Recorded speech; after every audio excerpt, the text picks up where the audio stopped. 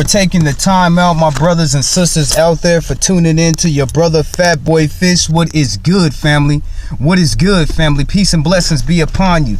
Now, before I get into this writing, and the writing is called The Beauty in This World, before I get into this writing that I wrote Sunday, I would like to relay this story of racism to my people out there. I would like to relay this story. Now, so let's go backwards in time with your brother Fat Boy. I remember when I was in the 5th grade. Was it the 5th grade? It was either the 4th or 5th grade, right before you went to the 5th grade. So it could have been the 4th grade. But I remember it was lunchtime, y'all. I was going to I went into the bathroom. I seen Steve beating the shit out of Andy. He was beating the shit out of Andy. Andy was in the bathroom screaming like a mug. Now Steve, he's a big plump boy. He plump. Now we was all little. You know what I'm saying? We was all little. We was all probably like 5 feet only. I was probably 4'8". Andy was maybe 4 foot tall. I mean, this was a little tiny white man. You know what I'm saying? A little tiny white boy. And Steve was a brother with a big plump belly. You know what I'm saying? He plump. You know what I'm saying? I ain't gonna lie to him. What's up, Steve? What's up, Andy? What's good? Hey, if y'all ever see this message right here, if you see this video, can you please confirm everything that I'm telling these people so they can know that this is not a figment of my imagination? But Steve was in the bathroom beating the shit out of Andy, and Andy was sitting in there crying. When I came into the bathroom, I broke Steve from beating up Andy. He was mad at me. But he was being a bully, y'all. He was being a bully. You got to call wrong for what is wrong. Y'all think that I'm not going to call out wrong with my own people? You know what I'm saying? I've been doing this ever since I was a little kid. This is nothing new to me. It is nothing new to me. So, poor Andy was in the bathroom getting his ass whooped because Steve was in there being a bully, beating his ass for no apparent reason. And I broke the fight up. I broke it up. I didn't feel that it was right for Steve to be sitting over there beating on little tiny Andy because Steve is way bigger than Andy. Now, Steve, we got into it after that. We did. We got into it. That was the whole beef of me trying to break these people apart. Steve was in there beating his ass trying to get his money. I put it on Jesus, y'all. You know what I'm saying? I put it on the Lord, y'all. And, okay, afterwards. Now, after this incident had happened, me, Andy, and Steve became best friends. It took something bad to happen for something good to come out of it. You could not pull me away from Andy. You could not pull Andy away from Steve. You know what I'm saying? All three of us ran together in the 4th or 5th grade. It's about the 4th or 5th grade before we went to 5th grade.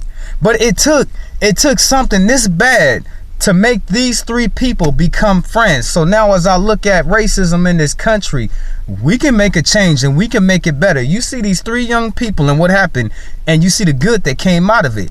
The only thing that stopped us from being friends to this date is that we grew. Families move, they separate, they move across. So I don't know where these individuals at. I barely seen Andy's sister maybe a couple of months ago. I seen his sister, but she was going through some things. I don't want to get into that. And Steve, I haven't seen Steve since 2006. It could be 2004. I hope I run into my cat somewhere out in the street. But I'm just using this story to show you that we in this country, we can make a change on some racism. All we got to do is be open and willing to change. It can be changed. So family, let's go ahead and get into this. Had a black eye and everything, family. It took all of that for us 3 to be best friends. And I mean best friends. Go to your house, I'm at his house. If he ain't at my house, we all together kicking it. We all best friends. And it took the interceding of an ass whooping to bring good friends. I put it on the Lord Jesus Christ. I testify. You know your brother, I throw myself under the fire all the time. It makes me know never mind. And if somebody can pull out some good in it, you know what I'm saying, then it's worth it. So let's go ahead and get into this reading. This will be the show for today. Peace and blessings. I hope that you are having a good day, evening, or night. I hope you take this time to see your brothers and sisters in this prayer hour. You know what I'm saying? I am still promoting it. Yes, I am. You could take that time out, family. You could quiet yourself. You could get your babies together and y'all all could pray together. You know what I'm saying? This is a family event. This is a family affair. We trying to magnify God's name up over here, and you can be involved in it. You know what I'm saying? All you got to do is have your faith and show your presence in this It's not hard, y'all. I'm not asking you to push a boulder over a damn hill all by yourself. I'm not asking you to do that. You know what I'm saying? I'm just asking you to stop, take this time, pray with your father, tell him what's going on with you. It's going to help you in your life. I promise you, family. I promise you that. So let's go ahead and get into this reading. My message is to love and to show love, to enter this thought into the minds of so many people who have been running on hate, who have been filled with so much anger of hatred that they live on and express through their daily actions as people. Hatred have been getting over on us for so long. It seems that this way of life is the only thing that they know.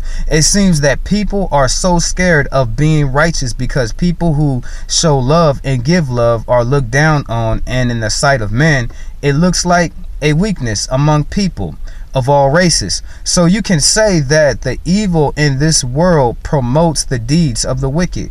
So to set yourself apart from these actions and ways of life, it is hard to do so. Many people, it has become the new way of life to get over on others and only care about what's in your circle of life, and to treat life as a me, never thinking of the whole cause of each other. And every person makes up the circle of life that we all take a part of. Is it so hard to put someone ahead of yourself without asking for a payment or some get back? Is it so hard to try and be righteous for yourself, family, and others who share the world with you? God never made people to hate each other and do the things we do as a people for all faces of man. God made us different to keep us from destroying all of mankind. He separated us for us to learn how to respect each other. He gave us Jesus to teach all of us to have love, respect, tolerance towards each other, and to learn how and get along without getting over on one another. So look at the people in this world that hold on to the concept of hatred, and it's all about me, because these are the people that make the world what it is today. Look at this world and how beautiful it is, from its beautiful mountaintops, deep oceans of the sea, its plentiful valleys, forests, and flatlands, to all of the many different colors you see in its skies, and the beauty in the nature. God made this world so beautiful to see it. The people who live in this world look so damn ugly because it's the evil in them that overtakes what you see. Now check this out, family. I mean, everything I said up in this, you know what I'm saying? We can go to the Tower of Babel real fast. What you got? The only reason why God separated mankind is because he knows what's inside of our hearts.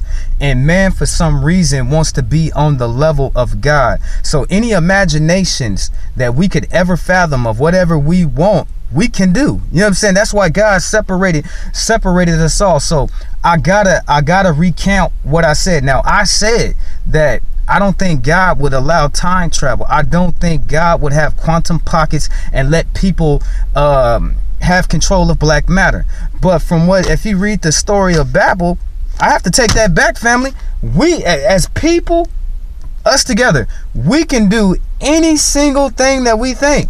Anything. It doesn't matter what it is. So you could say that man can be kind of like God-like in abilities. But it would take every single person in this world working on the same page to have these things. Look what God did in the Tower of Babel. He separated the people. He changed the colors of what they are. He changed their language so they couldn't communicate with each other, so they would not be able to build. But in the process of us being in the most technological stage of our advancement as humankind, it might destroy us. That's why God had to separate us.